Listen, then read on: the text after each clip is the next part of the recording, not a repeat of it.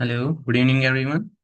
Uh, Today it's tutorial 4 and we will start first with the problem which was left in the last tutorial, which is on infiltration capacity.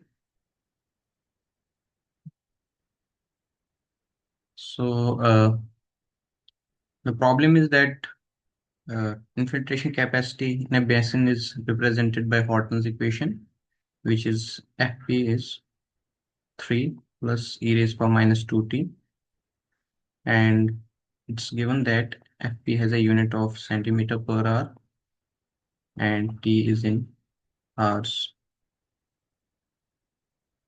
Now, assuming that the infiltration is taking place at an capacity rate in a storm of 60-minute duration, you are being told to calculate the depth of infiltration. The first part is in the first 30 minutes and the second part is in the second 30 minutes of the storm. So we know that the infiltration, if we look to the infiltration capacity curve, so this is Fp and this is T. To calculate the amount of infiltration between two time period, we need to calculate the area under this curve.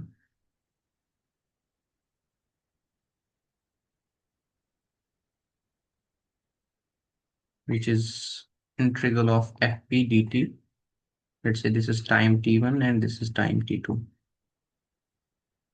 Now in our case, in the first problem, we are given that we need to calculate what first 30 minutes.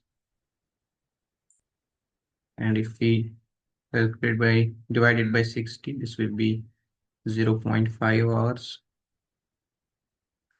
So the cumulative infiltration rate will be 0 to 0.5 Fp dt, which will be 0 to 0.5, 3 plus e raised power minus 2t into dt. So we need to solve this integral. This will be 3t plus e raised power minus 2t divided by minus 2 from 0 to 0.5. We need to plug the values. This will be 3.5 plus e raised power minus 1 divided by minus 2. And the lower limit will be 3 into 0 minus e raised power minus 2 into 0 divided by minus 2. So you will be getting a value of 1.186 centimeter. And now in the second part, it's been told that we need to calculate in the second 30 minutes. Or we can say from 0.5 hours to 1 hour. So this is going to be our T1 and this is going to be our T2. So FPT will be T1, that's 0.5, T2 which is 1, 3 plus e raised power minus 2t dt. This will be 3t plus e raised power minus 2t divided by minus 2 from 0.5 to 1 hour. And on putting the values, you will be getting a value of 1.61 centimeter. So this was the problem in the previous tutorial.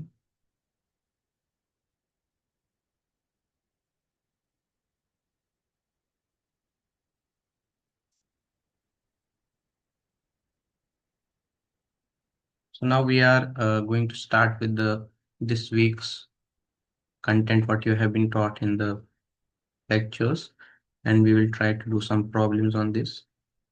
So in the previous lecture, the content that was uploaded was on the abstractions from precipitation. So abstractions of precipitation, you read about evapotranspiration, you read about infiltration, you read about interception. And if we subtract these all from the precipitation, infiltration and interception, the term you are getting will be the runoff. So runoff has basically three components. One is the overland flow, which this is a catchment that's flowing over the land surface. Second will be the interflow that's flowing through the soil horizontally. And the last one is the base flow, which is the groundwater storage that's going to join the stream or oceans. So the part of runoff which enters the stream channel and then flows through the gravity due to some topography, or then that part is called stream flow. And this stream flow, we measure it in meter cube per second. And in this lecture, we are going to study how to measure this stream flow. So the first instrument that has been taught in the class is current meter. So what basically current meter is that uh, it's a device that's inserted in the water surface, and the water flows on the blades that it has, and then the rotation of these blades we can measure the velocity of water flow.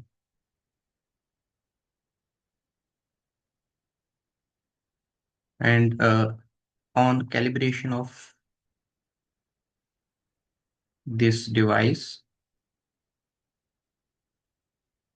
the equation we get is the velocity is A times number of rotations of this vane plus B.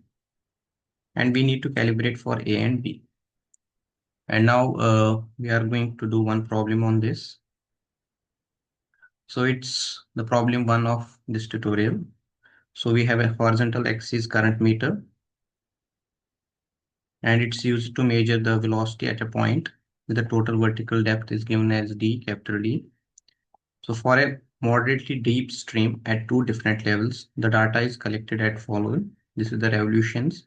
We are given at a depth of 0.0 D and 0.8 D. And we are also given the duration. Now we need to estimate the average velocity in meter per second at a location based on this given data that's in the table, considering the values of A and B, which is 0.47 and 0.02. So what is interesting in this question is first that we are given it's a deep stream, and for deep stream, the average velocity is velocity at 0.2 depth and velocity at 0.8 depth divided by 2. So if it would have been a shallow stream,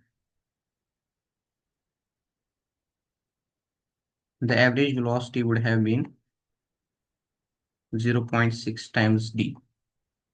So the depth, we take this is a surface, and this is the water that's flowing on the stream. This is your z-axis. So the velocity at 0.6 depth times the depth, or 0.6 times of z, will be your average velocity for the shallow stream. Now the first thing is to do is use the equation that we know for the current meter, which is 0.47 times number of revolutions plus 0.02, because A and B are given. And we need to compute, we will first compute at 0.2 D, and then we will compute it at 0.8 D. After the computation at the two depths, we will calculate the average velocity. And once we get the average velocity, we can multiply the average velocity by area to get the discharge. I'll start on the calculations. So the velocity at 0.2 will be 0.4 times the number of revolutions plus 0.02. So the number of revolutions we are giving is 30. But remember, this number of ns is the number of revolutions divided by time. And the time given in the table for the 30 revolutions is 150 seconds. So we need to put here 150 plus 0.02. So you get a value of 0.084 plus 0.02, which is roughly a value of 0.104 meter per second. And similarly, we next calculate the velocity at 0.8 depth, which is 0.42 times the number of revolutions for this plus 0.02. Now 0.42 number of revolutions in case of 0.8 is given is 90, and the duration in this case is 250. So it will be 90 divided by 250 plus 0.02. If you solve this, you will get a value of 1.5, 0.1512 plus 0.02, which is roughly a value of 1.0.1712. And this is also in meter per second. In this question, you are asked to calculate the average velocity here, not the discharge.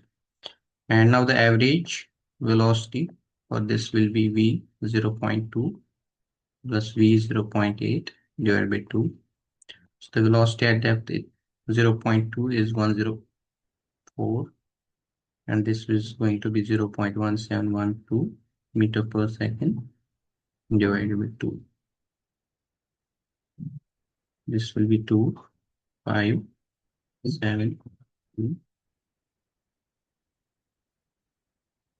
And if you solve it, it will be 0.1376 meter per second.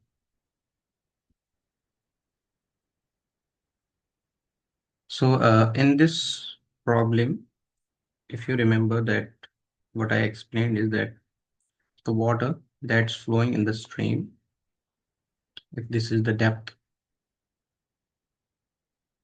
of stream, the velocity at different heights will be different. And that's the reason that when we need to calculate average velocity,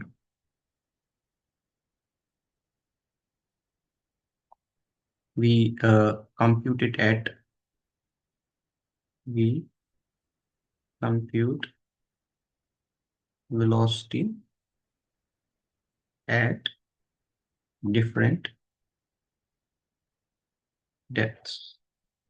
And why this is happening is at the surface, there will be some friction between the water that's flowing with the surface, and due to which there will be a less flow of the velocity at bottom, and you can see that this will be a some logarithmic profile of the velocity across the depth of the river. And for that, you have been taught that we have two cases. For the deep stream, this average velocity is 0.2 times plus velocity at 0.8 d depth. And for the shallow stream, it's 0.6 of the depth, the velocity at the 0.6 depth. Is this clear?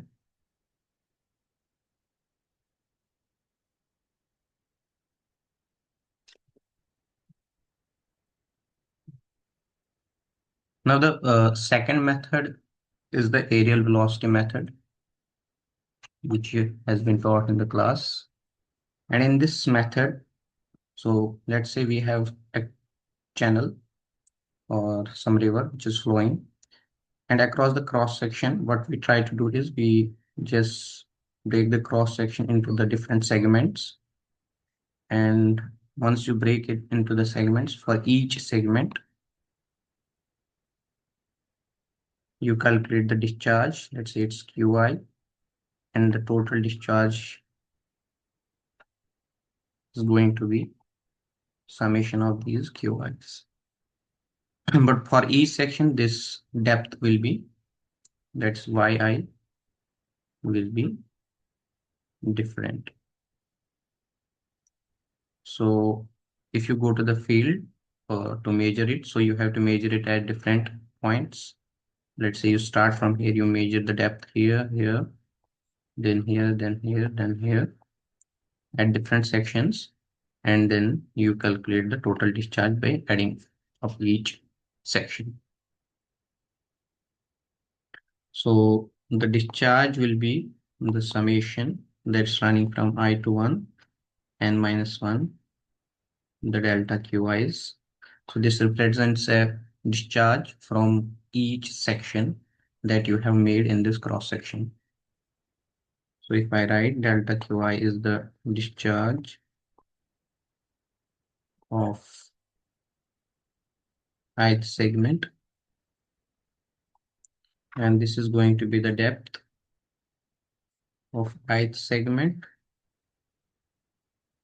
then you have to multiply it by the area, which will be half of width of the left segment, plus we assume it as an rectangular box, half of width of right segment,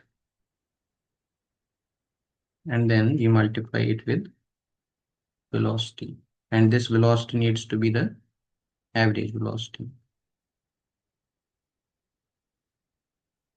So if you write it, will be delta QI, so it will be depth. If we represent depth by y, then it will be yi, and your width of the left segment will be wi by 2, and the right segment will be wi by 2, I plus 1 by 2, and your velocity is vi.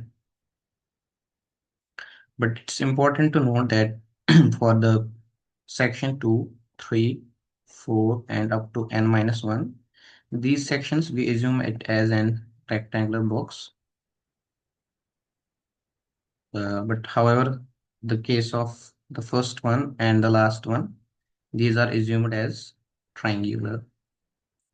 And thus the area will be different for this one and this one, the last one. And for that, for the first and last section, your area will be, so for the first delta A1, I will represent its area, it will be Wi bar into Yi. So where W1 or W1, we can represent it here as Y1 and W1. It will be W1 plus W2 divided by 2, a whole square, divided by 2W. And similarly for the case of last section, which is delta AN, it will be Wn minus 1 bar into Y n minus 1 YW n minus 1 will be, it will be Wn plus Wn minus 1 divided by 2 whole square divided by 2 times Wn. And the discharge for this case, delta Q1 will be velocity at one section, average velocity into delta AN. And similarly, the discharge at n minus 1 will be the velocity at n minus 1 section into the delta AN minus 1 area.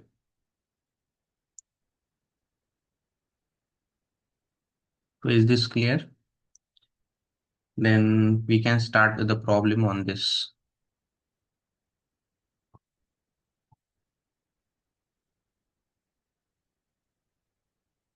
So the question is that the data pertaining to a stream gauging operation at a gauging site are given below.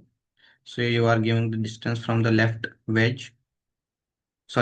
water edge, and you are given the depth at each section. You are given the revolutions at a depth of 0.6 meter. So now we can understand from this here that this is not the case. What was the problem first? Here the average velocity will be directly the velocity at 0.6 d. Unlike the previous case where the velocity was 0.2 times 0.8 d divided by 2. This is then the shallow stream. And your duration is also given in seconds. Now what extra is given that, so this velocity is measured by the current meter, and your ns is the number of revolutions, which is given here, number of revolutions, and we need to calculate the discharge in the stream. So let's say, for example, this is our section. You start from here. Let's say this is our case, and if you go back to the problem, so it's 0, 1 meter, then we have 3 meter, then we have 5 meter, then 7 meter, up to this is going to be our 11 meter, and then we have 12 meter. For the first and last sections, the width is around 1 meter, and for the rest of the sections, it's 2 meter. This is also 2 meter, 7 minus 5. So it is clear. And now, first thing we need to do is that for the first section, which is here, we need to calculate the average width. So the average width in the first section we uh, got to know was, it was W1 plus W2 divided by 2 whole square divided by 2W1. And in our case, W1, this is this first width, which is 1 meter, and W2, which is the width of second section, which is 2 meter. So if we calculate W1 bar, this will be 1 plus 2 divided by 2 the whole square divided by 2 into 1. So this is 1 plus 1 whole square divided by 2, which is 4 by 2, which is again 2 meter. So for the first section, the width is, average width is 2 meter. And for the last section also, the formula remains almost same. So this will be Wn minus 1, Wn by 2 divided by 2 Wn minus 1. And your Wn minus 1 is, sorry. This is going to be Wn, Wn minus 1, and this is W. And your Wn minus 1 is your 2 meter, and Wn is 1 meter. And if you put the values, it will be 1 divided by 2 by 2 ka whole square divided by 2 into 1. On solving this, it will be around 2 meter. And for the rest of the sections, which is these sections, except first and last, your W bar, we know it's Wi minus 1 or Wi plus 1 divided by 2 plus Wi divided by 2. And if we calculate it for every, because these are equally spaced, having a space of 2 meter, so this will be 2 by 2 plus 2 by 2, which is 1 plus 1, which is 2 meter. So here, the average width for first, last, and for every section is around 2 meter. And now we can go with the computation of the discharge. Let me share the screen.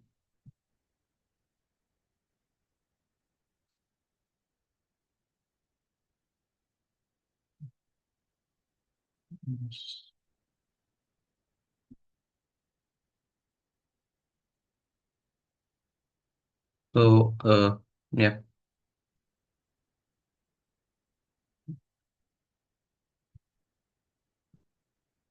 This one bit.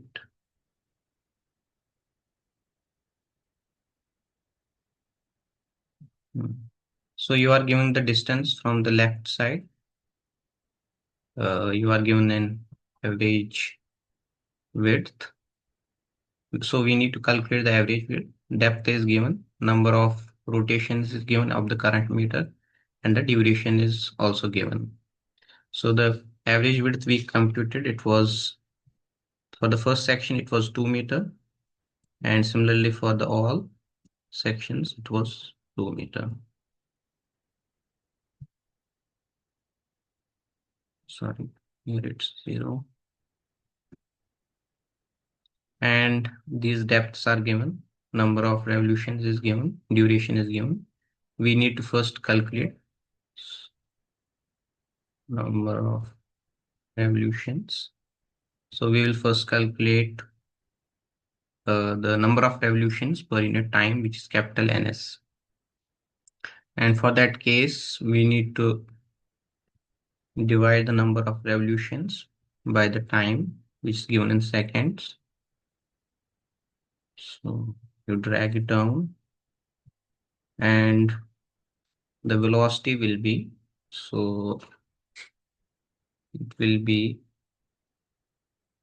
0.51 times the number of revolutions plus 0.03.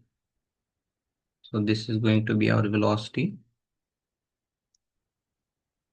And similarly, now the discharge is defined as velocity times the average depth times the, sorry, average width times the depth. This is going to be your discharge in meter cube per second. So if you calculate total discharge, that will be equal to the sum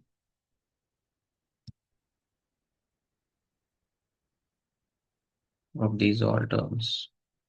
So the discharge will be 6.45 meter cube per second.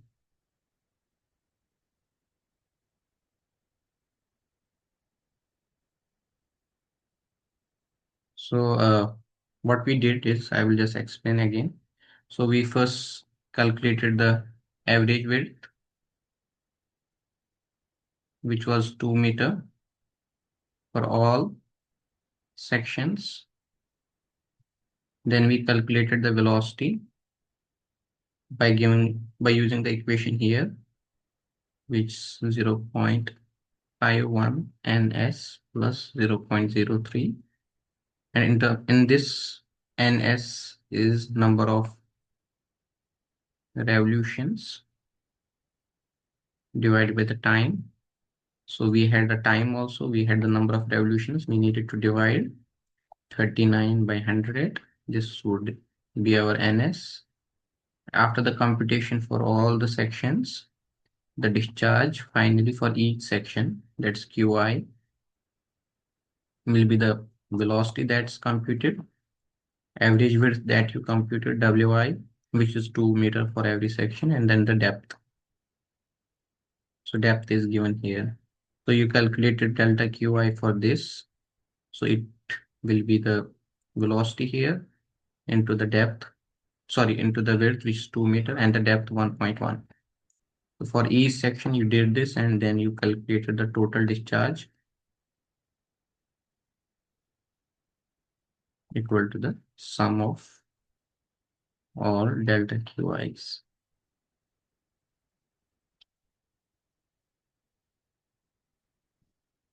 I hope this is clear. So yeah, the problem could have been asked a different way also. Let's say, for example, in this problem,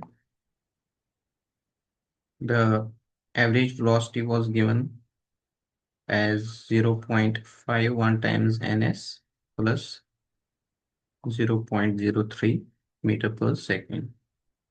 And since it was a shallow stream, your observation, sorry, this is your velocity. So your average velocity was velocity at a depth of 0.6 d. If the stream would have been deep stream, in that case, you needed the observations of ns at two depths.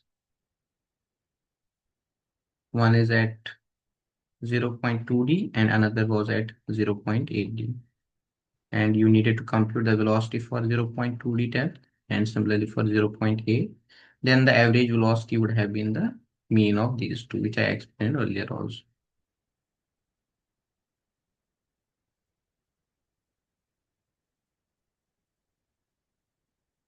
So any questions on this?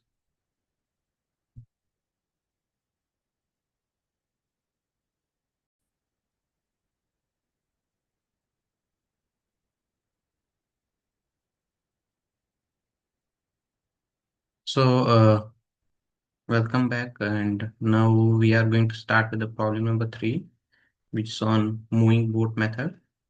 So in this method, what we do is on a boat we mount a current meter and we move across the stream and measure the depth of velocity at different depths at different points. So these are often called as verticals. So let's assume that your flow velocity, that's the velocity of river. So this is equal to VA, and your boat velocity, so the velocity at which boat is moving is VB. It's shown here. So the VF is the velocity of flow, and the boat is moving perpendicular to the flow, which is VB, and the resultant velocity is VR.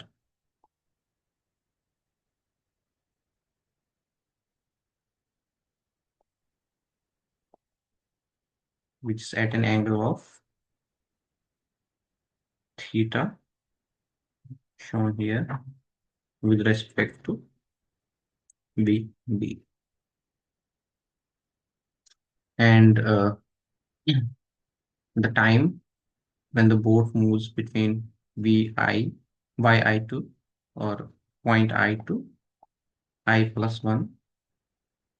So as boat moves from I to I plus 1, so you measure the velocity time, which is delta t,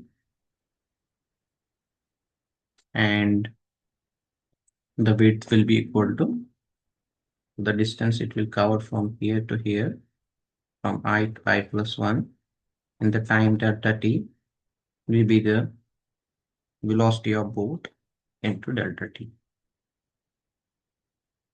And the flow between two verticals, that's I to I plus 1,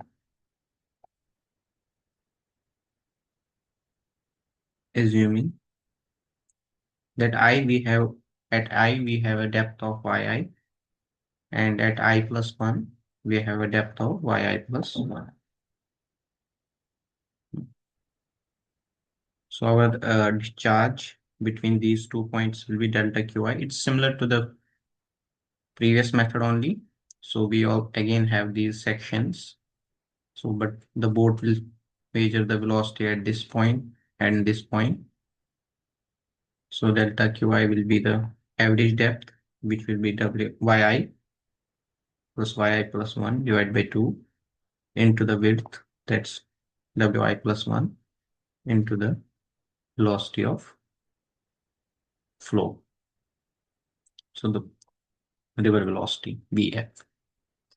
And this will be yi plus 1 divided by 2. Wi plus 1, we know it will be the velocity of boat into the time into Vf. And since this is our Vb, Vf, Vr, and this is going to be our theta, so we can write Vb as Vr cos theta and Vf as Vr sin theta. You can plug the values here. So this is yi plus 1 divided by 2. So this is going to be your Vr cos theta, Vr sin theta into delta t.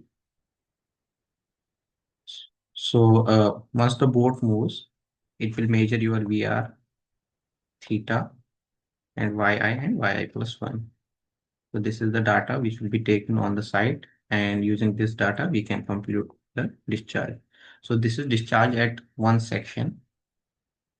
Similarly, if you go from one end to another end, your total discharge, your total will be the summation of QIs.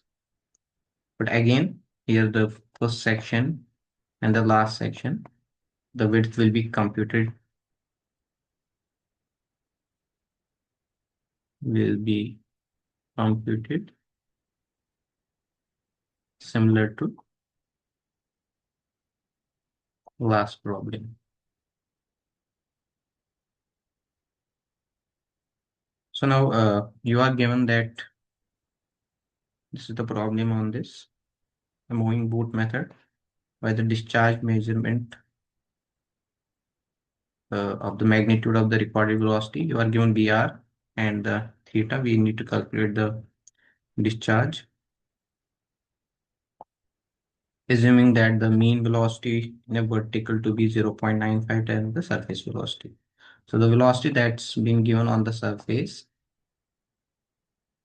so your uh, average velocity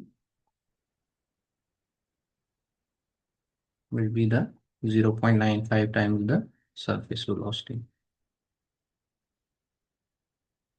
Earlier we had two methods, the shallow one and the deep one, and this is just given in the problem that you can take the average velocity as 0.95 times the surface velocity. The various cross sections are spaced at a constant distance of 3 meters apart. So if your cross section is like this and your boat is moving on this way, so the sections at which the recording is taken, each is equally spaced with 3 meters.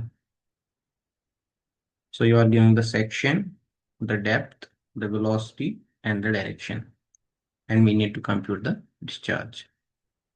So I will first calculate the average width, and for this we first calculate for the first and last section. And for the first and last section, we remembered it was W bar is equal to W n plus W n minus 1 divided by 2 whole square divided by 2 times W n minus 1. Since W n and W n minus 1 all are equal to 3 meter in this case, given every section is equally spaced with the 3 meter.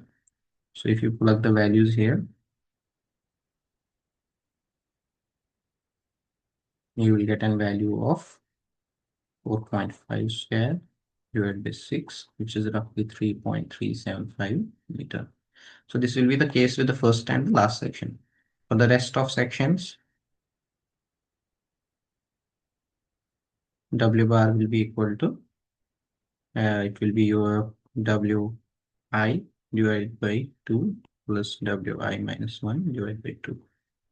So this will be 3 divided by 2 plus 3 divided by 2, which is equal to 6 divided by 2, 73 meter.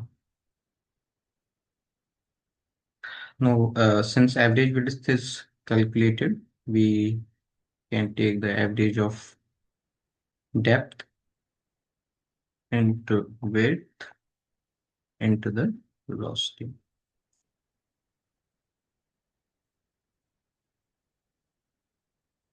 And your average velocity is given, it is 0.95 times the VR sine theta. VR is also given and theta is also given in this problem. We can do this in Excel. I will share the screen.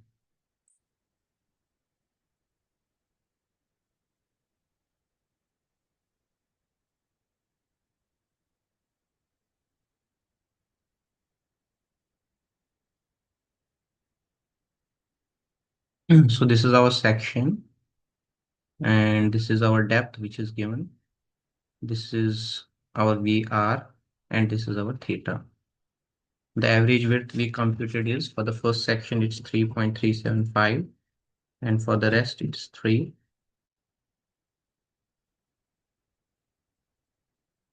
And similarly for the last section it will be 3.375. 375. So the average velocity, if we compute the average velocity, it will be equal to VR into 0.95, which is asked in the question, which will give us the average velocity into the sine of theta. Sine, and we will, so this is in the degrees, we need to convert it into the radians and multiply it. So this is going to be our average velocity in meter per second. And now the discharge will be equal to the average velocity,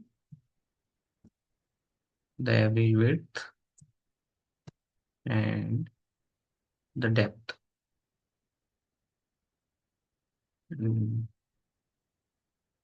This will give you the discharge at each section. So now the total discharge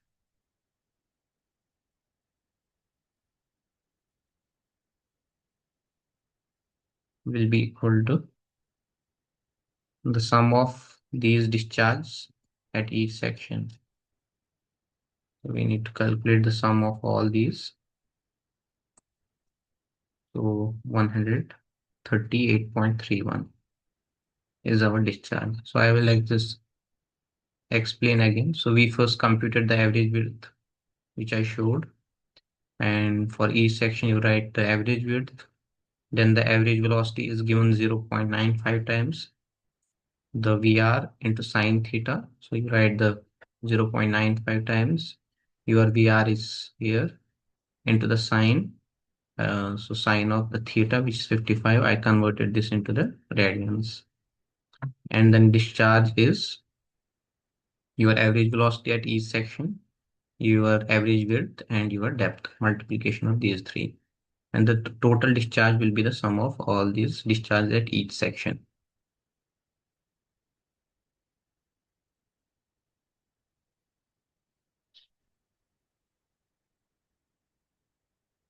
So if I give you a quick recap of this problem. So this is your average depth. This is your velocity, which is VR, and this is your direction. You first computed the average velocity, which is VR, sorry, it's 0.95 times, because it was given in the zero here in the problem that the average velocity is 0.95 times the surface velocity, and the surface velocity is VR sine theta. So you computed for each section the average velocity. Let's say this is your average velocity. And you also calculated the width of each section and the discharge at each section is the width into the depth into the velocity, which is average velocity. And then you calculate the sum of these all terms, and this will give the total discharge.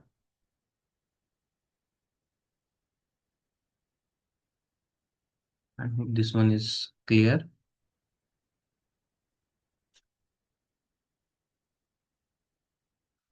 So now we start with the problem number 4, which is on the dilution technique. And this is another way of measuring the stream flow. So in this case, what we do is we inject the, let's say this is your stream, water is flowing. So let's say you inject here some dye or some chemical, which has a concentration at here. Let's say it's the concentration is C0 or C1. And then you take the sample from here, which is the downstream. This is the downstream. And you measure the concentration here to be C2. And then using the continuity equation,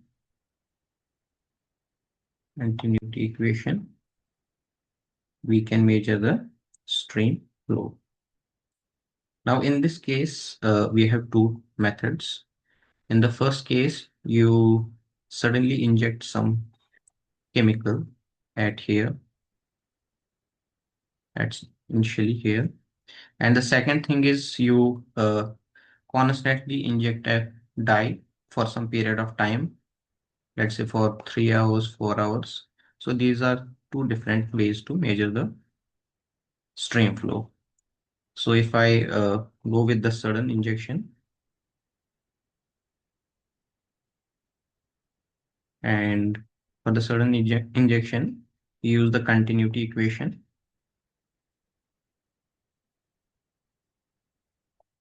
Let's say initially, when you add the concentration C1, your mass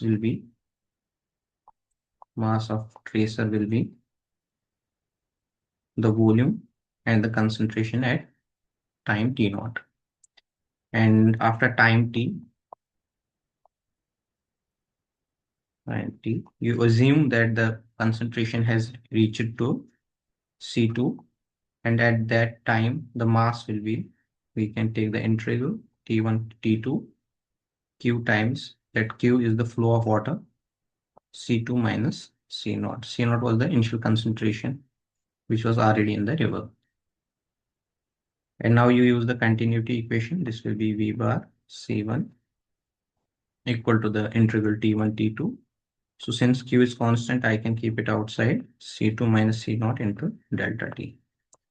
And Q will be equal to the volume and the concentration at the starting divided by T1, T2, C2 minus C naught into delta T. So this is the case when constant injection is done. So the second case is when we inject it at constant rate. In that case, let's say C1 is the rate at which we add the concentration of that dye, and C naught be the initial concentration. Then the mass of the tracer added at section 1 will be Q1 C1, sorry, QT C1 plus Q C naught.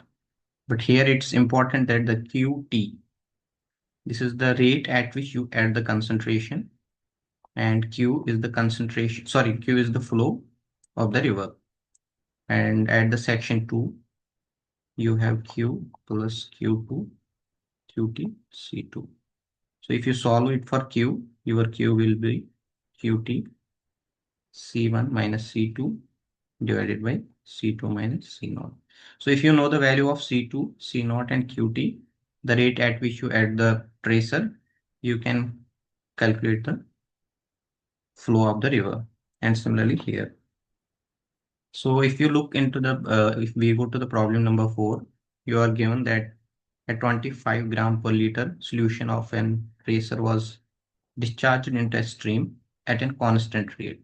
So this constant rate goes to the problem number 2. If it was written that it is at an suddenly added, then it would have in the case 1. The background concentration of a dye in the stream was found to be 0. So initially there was no concentration, so it means that C naught is 0. At a downstream, the section sufficiently far away, the dye was found to reach an equilibrium concentration of 5 ppm. So downstream means, let's say for example, if you look into the figure, so downstream means here. So you are given here C2. So C2 is your 5 parts per billion. So now in this case, we know Q is QT C1 minus C2 divided by C2 minus C naught. And the rate at which the dye is added is 10 centimeter cube per second. So this is our going to be QT. C naught is 0, C2 is given, it's 5 parts per billion, and C1 is given in the starting of the problem that 25 gram per liter solution is added. So if you convert this also in parts per billion, So this will be equal to 0.025, and this is 5 into 10 raised power minus 9. So if you put the values here, Q will be 10 centimeter cube per second, 0.025. This is the value of C1, and C2 is 5 into 10 raised power minus 9 divided by the C2, which is 5 into 10 raised power minus 9. C0 is 0. Now the interesting thing is, mostly when you go for the problem solving in GATE exam or some other exams, it's being asked that your Q should be in meter cube per second rather than in centimeter cube per second. So if you convert this 10 centimeter cube per second into meter cube per second, you know 1 meter is equal to 100 centimeter. So it's 1 centimeter will be 10 raised power minus 2 meter. So this will be 10 into 10 raised power minus 2 whole power 3. This is 10 into 10 raised power minus 6. It's 10 raised power minus 5. So your actual velocity is 10 raised power minus 5 meter cube per second. You put the value here. This is 0.025. You can neglect this as compared to this. This is very small quantity. This will be 5 into 10 raised power minus 9. If you solve it, this will be 5, 0.005. So this is 5 into 10 raised power minus 3 into 10 raised power minus 5 divided by 10 raised power minus 9. So 5 3 is 8 divided by 10 raised power minus 9. 5 divided by 10 raised power minus 1, which is around 50 meter cube per second. So any doubts in this problem? So in this type of problem, it's first to identify whether the problem is the sudden injection or whether it's the constant rate of injection in the stream flow. Once you identify this thing, then you can find the concentration which will be given in the problem. The C2 will be given in the problem, C0 will be given in the problem, C1 will be given the problem, and then you can use the equation. If it's a sudden injection, then it will be simply the volume at the initially and the concentration at that point, and similarly the integral of C2 minus C0. And in the case of constant addition of the dye, your equation will be Qt C1 minus C2 divided by C2 minus C0.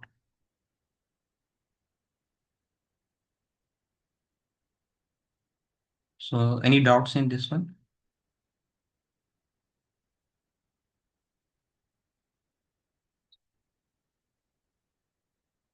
If not, then I will go to the next method, which is slope area method. So this is another way of calculating the discharge.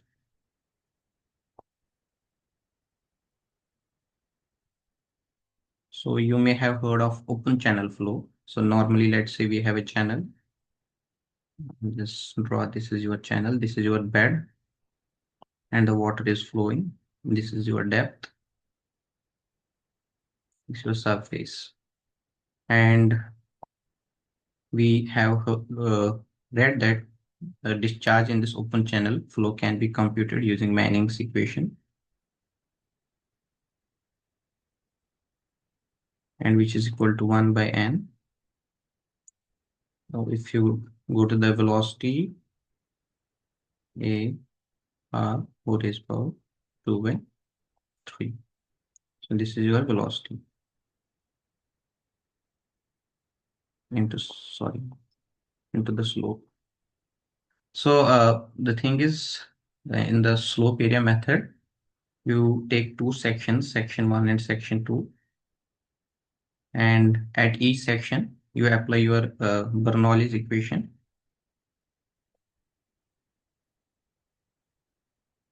So Bernoulli's equation, we know that bottom head plus pressure head plus velocity head for a uniform flow in which there will be no loss will be constant. But since when the water is flowing at the surface, there will be some friction, and not only friction, there will be other losses in this flow. So this Bernoulli equation changes, and I will write it for the section 1 and section 2. So this will be at section 1, you have height h1, the bottom is z1, plus the velocity is v1. So this is v1 square upon 2g. And at section 2, it will be h2 plus z2 plus v2 square upon 2g. Plus I will add a term which will incorporate the losses. One is He plus Hf. This will be losses due to eddies formation. And this is the loss which is happening due to the friction.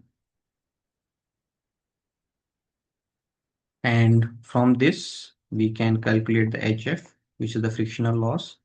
This will be, sorry, this we can keep it. This was Z1 and Z2.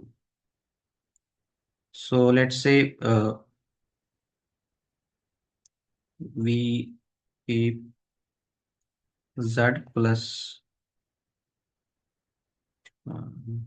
yeah, would have been here Y1, Y1, Y2. We keep Z plus Y as H. So this term will be H1 and this term will be H2. So this will be H1 plus V1 square upon 2G, and this will be H2 plus V2 square upon 2G. This will be He plus Hf. And if we solve this, we move all these terms to the left of this equation so that we can calculate Hf. So Hf will be H1 minus H2 plus V1 square upon 2G minus V2 square upon 2G plus the eddy loss. And now it's been known that Hf, which is the frictional loss upon the length. So length, that's the separating at which the distance between these 2 points where you are applying the Bernoulli's equation is L. Then Hf upon L will be the Sf, which is the slope, and this will be equal to Q square, the discharge in the flow, and constant K square. And this K is called as convergence of channel.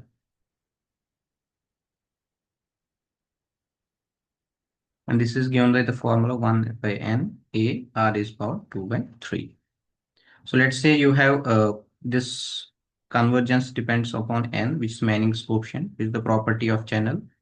And similarly, A and R depends upon the section. So let's say your section is, let's say rectangular, it can be triangular, it can be any shape, some irregular shape also.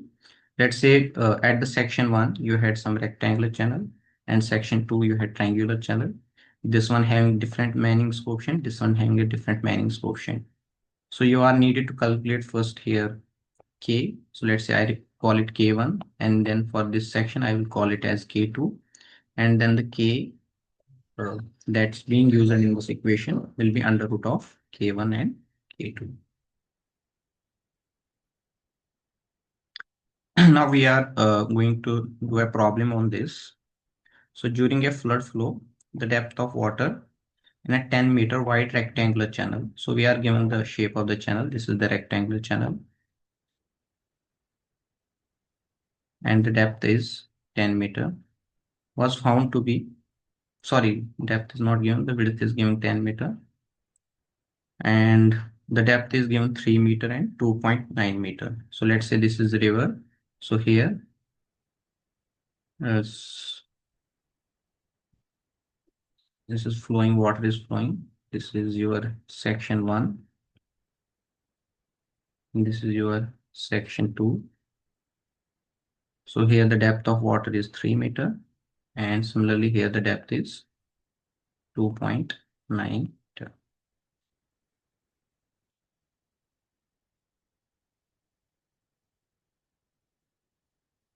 And the distance between these two sections is given as 200 meter. And the drop in the water surface elevation was measured to be 0.12 meter. Assuming the Manning's coefficient to be 0.05, so your n is given 0.025, we need to estimate the flood discharge. So before that, we need first calculate this term, AR is power 2 by 3. So at the section 1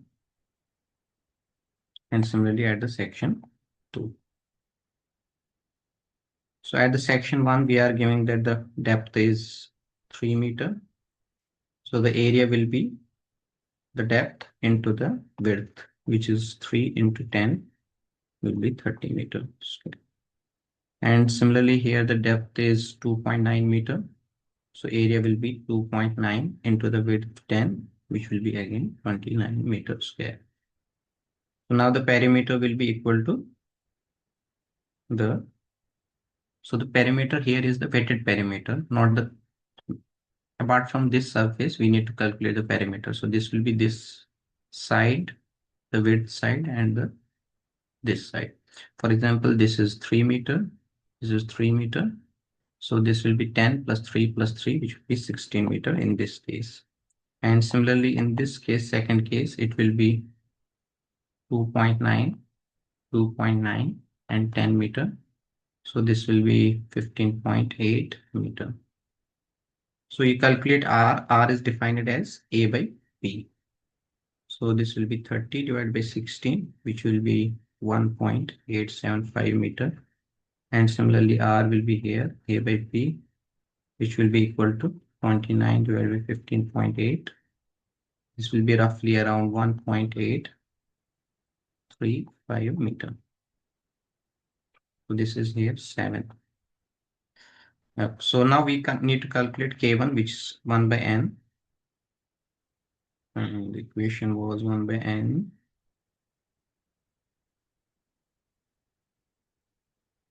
AR is for 2 by 3. 2 divided by 3. So if you put the value of A, R, and the value of N is given, which is 0.025. So you get a value of 1824.7. And similarly, you get here the value of 1.1738.9. So I earlier discussed this thing that explained this thing that the K will be under root of K1 and K2. So you first need to calculate K1 at section 1 and K2 at section 2. Then your K will be under root of K1, K2. So K will be here under root of 1824.7 into 1738.9. So this is going to be, if you calculate this is going to be 1781.3. So this is your K, which is going to be used in this problem. Now to start, we assume that HF, which is the fall, is 0.12 meters. So this is actually given in the problem. So total drop is 0.12. Whenever you have to do problem, you can just start that the fall, that's the frictional loss, will be, you start with the fall, which is 0.12 meter. And you assume that the eddy loss is 0, He. So your SF equation will be HF upon L, which is HF upon 200. So your Q will be K under root of SF bar, which will be 178.1.3 under root of SF. So your V1 square upon 2G will be, V can be written as Q upon A first square upon 2G. If you put the values, this will be, area is 30 for the section 1. And this is 1 divided by 2G is 20. You can write 20. You can assume the value of G to be 10. And similarly for V2 square upon G, this will be Q. For the section 2, the area is 29 divided by again 1 by 20.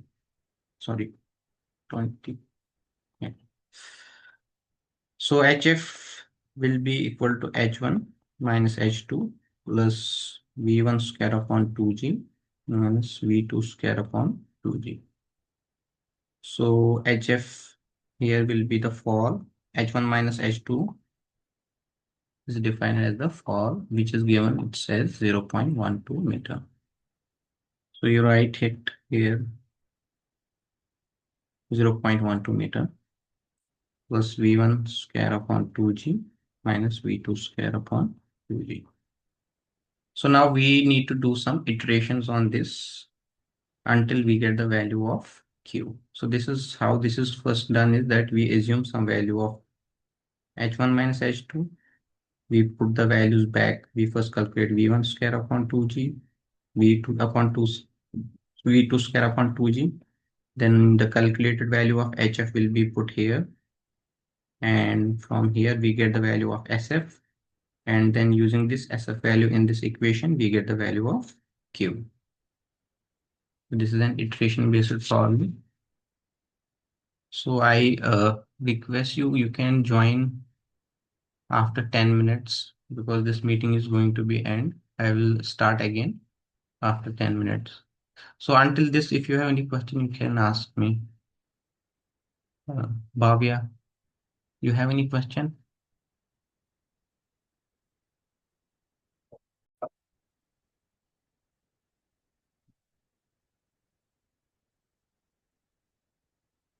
So I will continue from here. This was our problem and we reached here.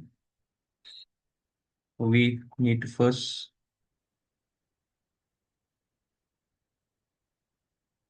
guess a value for HF, then calculate the SF bar, which is HF upon 100. After this, you need to calculate discharge, which is the function of, sorry, 1781.3 SF. After the computation of discharge, you can calculate the value of HF from this equation. So for that, you need to calculate first V1 and V2. V1 square upon 2G and V2 1 square upon 2G. So you had to iteratively do this for a couple of times until the value of Q does not change. And when the value of Q will not change, that will be the discharge of string. So yeah, I will show this in the Excel.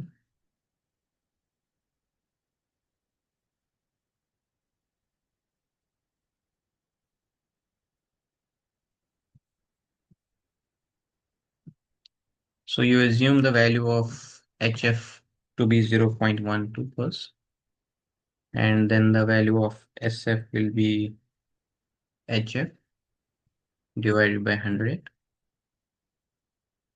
and the value of discharge is going to be 1781.3 times the SF whole to the power 0.5. That's the root of SF.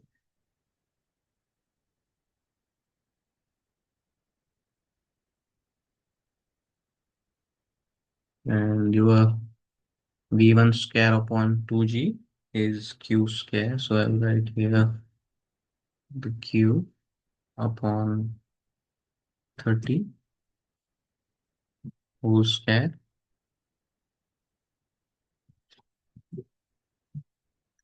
divided by this.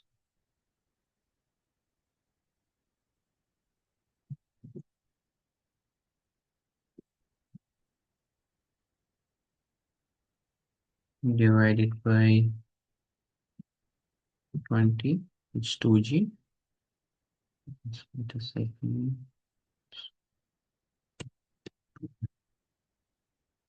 And similarly, the value of V2, you can copy this.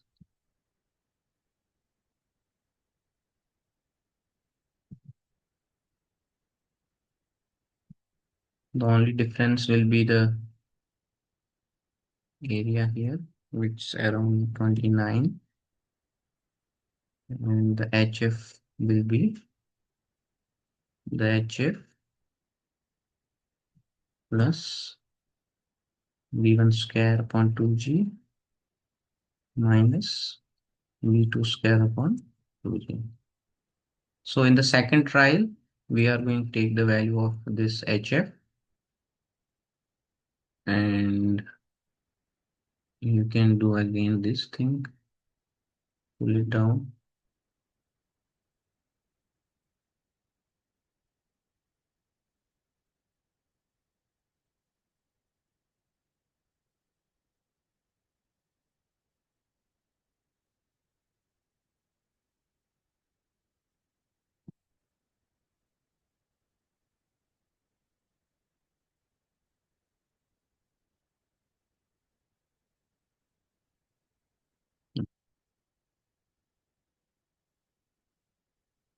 Sorry, this needs to be 0.12.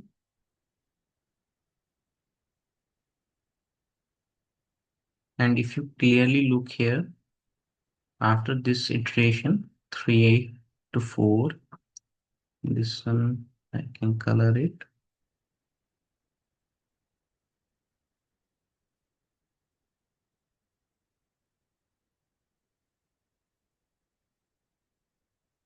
So yeah, here the difference is very less. After this, the value of Q does not change, so we can roughly assume that the discharge is going to be 42.39 meter cube per second.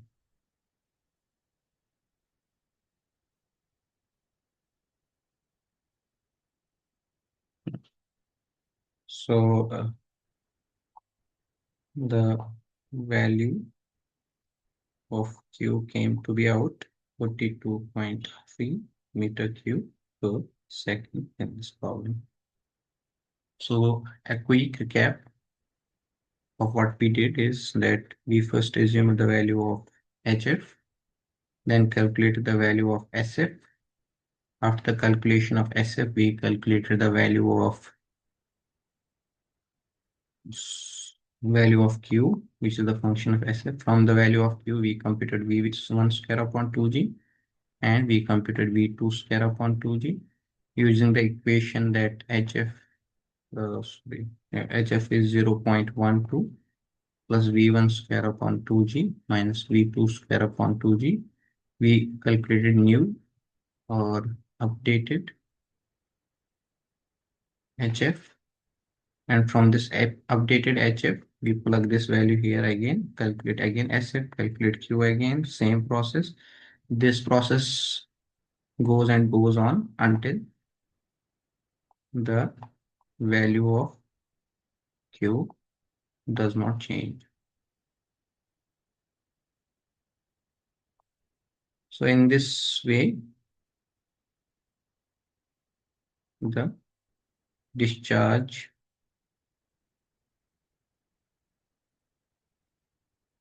is computed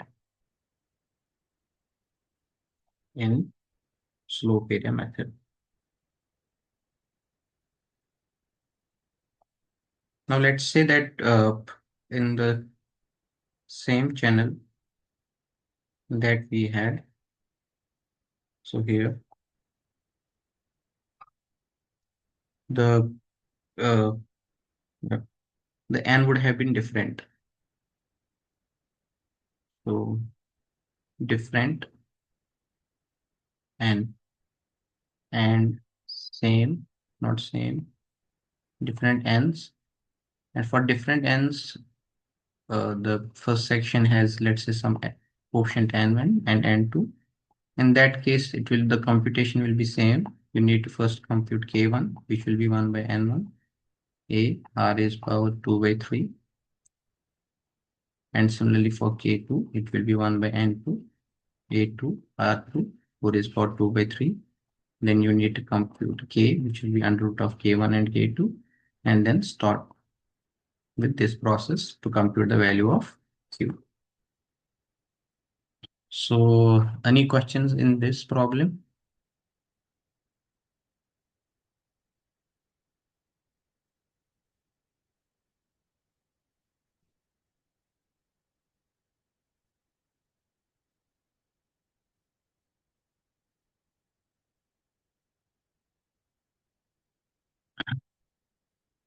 If not, then I will start with the stage discharge relationship, which is going to be the last problem of this tutorial.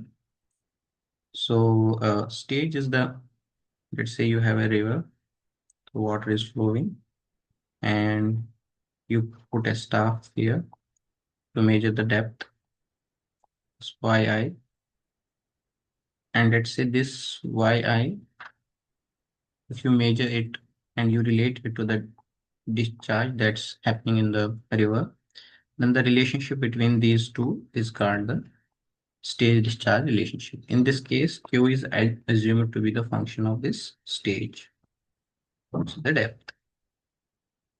And this usually happens if you have heard of the weirs. Let's say you have a cross section of this. This is a weir, and let's say water is flowing over this weir, and at each depth, let's say this depth is capital H, the discharge is going to be related to the function of this depth. Let's say it can be k times h raised to power 2 by 3, some function of h. And if you establish this relationship between k and h, then you can compute directly the value of discharge if you know the value of stage. And this relationship, the curve we get is called as rating curve. So this is the curve between stage and discharge. So now this in stage discharge relationship, you have two types. One is permanent control, another is shifting control. So in permanent control, we assume that this relationship between the stage and the discharge, let's say I represent discharge by G here. So this is going to be constant with time. And in the shifting control, we assume that this relationship changes with time. So in this lecture, I will be more focused on this permanent control. And one such relationship is that CR, the discharge related to CR, G minus alpha times power beta. So while this alpha beta are constant, CR is also constant. Hg is the stage and Q is the discharge. And let's say you are given the data of discharge, you are given the data of state, you need to establish this relationship. And by establishing the relationship, later on, you can use this relationship to calculate the discharge for a given stage. And to do this, we in the last lecture also, I explained the linear regression. So we will simplify this problem into linear regression and then compute the value of CR, alpha, and beta. So how we can do, since this is a non-linear relationship, we can apply the logarithm. So this will be log of Q, log of CR times G minus alpha whole raised power beta. So this is log of A into B. This will be log of CR plus log of G minus alpha whole raised power beta. So this will be log of M to the power N, which is N log N. So this is log of CR plus beta times log of G minus alpha. Now, using this, we can assume that log of y, log of q as y, this being some constant, let's say c, this remain as beta, this remain as capital X. So y is equal to beta times x plus c. So we need to find these coefficients beta and c. Given we will be given the data of y and x. Now, how can we do it? So let's say, for example, you have y is equal to beta x plus b. So beta will be as n times summation of xy minus summation of x into summation of y divided by n times summation of x square minus summation of x whole square. And similarly, b is summation of y minus beta times summation of x divided by capital N.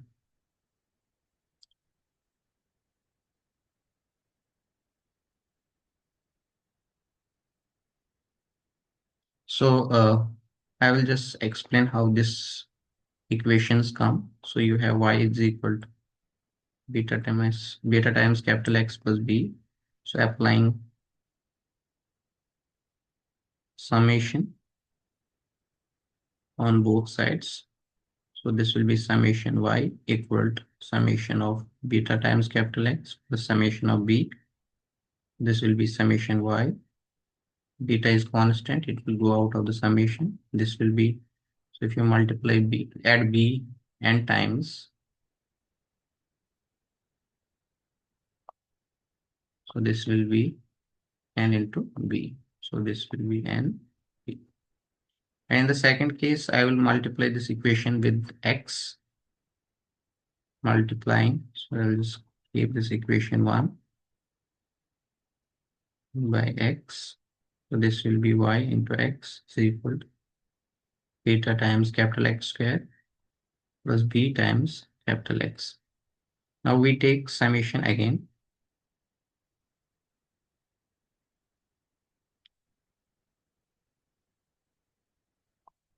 Both sides. This will be summation yx equal to summation of beta capital X square, the summation of B capital X. So this will be summation y into capital X equal to beta will go outside of the summation, and similarly B also. This will be the equation. And now let's say we call this as 2. So in order to eliminate this B, so these are two equations, we need to solve this for beta and B. So we will first eliminate this B term. So for that, we will multiply the equation 2 by n and equation 1 by summation x. So it will be summation x into summation y, the first equation, if we multiply this with summation x. This will be beta times summation x whole square plus n b summation x. I'll keep it equation 3. And similarly, the equation 2, if we multiply it with by n, summation of xy equal to beta n summation of x square plus nb summation of x. Now we subtract third from fourth. So you must subtract them. This is going to be n times summation xy minus summation of x summation of y equal to, so this term will go, these are equal, so minus of this will go, and this will remain beta n times summation of x square minus summation of x whole square. So you can write beta as n times summation of xy minus summation of x summation of y divided by n times summation of x square minus summation of x whole square. This is how the beta comes that you are using in this method stage discharge relationship. And in the same way, you can eliminate the beta term, or you can put the value of beta here and you can calculate the value of b. Now we will do a problem on this. So we are given following are the data of gauge and discharge collected at a particular town, and you need to develop a gauge discharge relationship at a section. And for that, you first need to calculate the coefficient of correlation, which we are not much interested in this problem at now. We use a value of A as 7.50 for the gauge reading corresponding to 0 discharge, and then we need to estimate the discharge corresponding to 10.5 meter discharge. So you are giving the gauge and discharge term. So this is going to be your G and this is going to be your Q. So first we calculate G minus A, then we apply log of G minus A, and similarly here we apply log of Q. This is going to be our capital Y, this is going to be capital X. Then we compute the term capital X square capital Y square, and also another term capital XY. Then use the equations of beta and B. Once the beta and B are derived, then we can compute the value of CR and alpha, sorry, beta. So again, I will share the screen. I will explain it through Excel.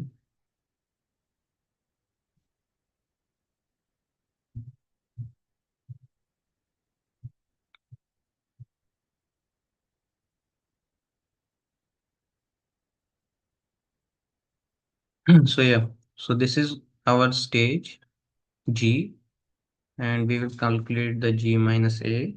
So this is going to be G minus A. A is given in the problem to be 10.5. Subtract it, drag it down. So this is going to be your values, and similarly this is going to be your discharge.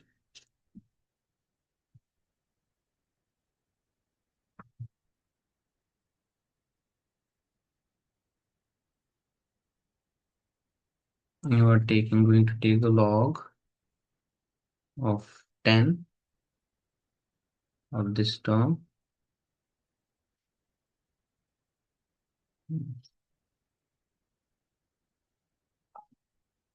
Sorry, the value of A is 1.5.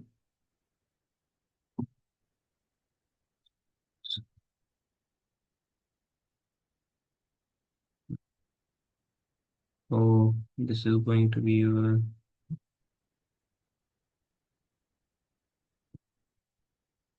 X. Similarly, here you can compute the log of 10 of discharge. This is going to be a capital Y. Then you compute the X square. So that's the term this and the square of it.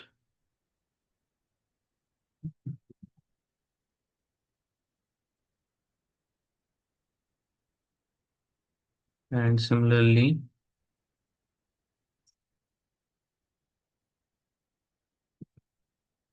we can compute the value of Y square. So that's going to be the value of this to the power 2.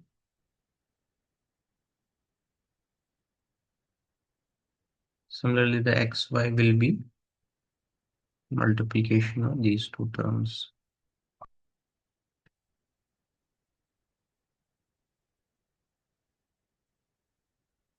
Now you calculate the summation. You need the sum of all these terms. This is going to be sum of X terms. Similarly, the sum of Y terms and so on. So once you compute this summation of X square, summation of Y square, XY, now is the just explain on the tab.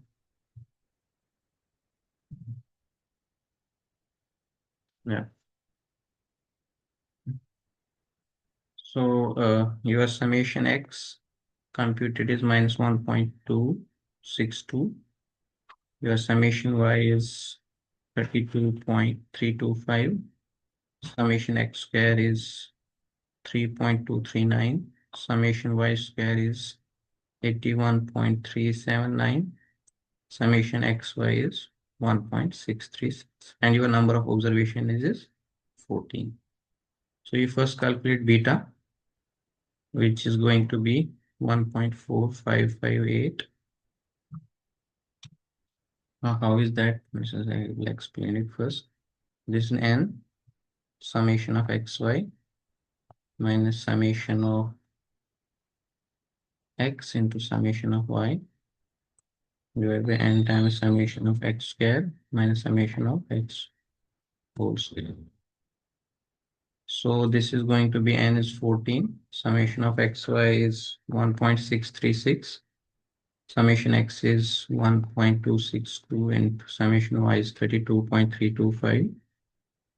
and your air value will be 914 into summation of x square 3.239 minus 1.262 the whole square. So this comes out to be around 1.4558. And similarly, if you solve for b, this will be 2.440. But you remember that log of CR is our b value. So this is 2.440. CR will be 10 to the power 2.440, which is 275.52.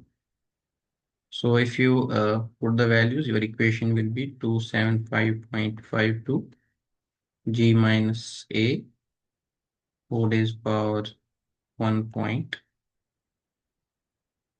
So our value is 1.4558. So now the question is, you are given g equal to be 10.5. If you put the value, this will be 275.52. 10.5 minus your a is 1.5, 1.558. This will be roughly 1.076 meter cube per second. So this is going to be the discharge at this stage. So any questions on this? I hope this is clear. So if not, then we will meet in next tutorial. Thank you.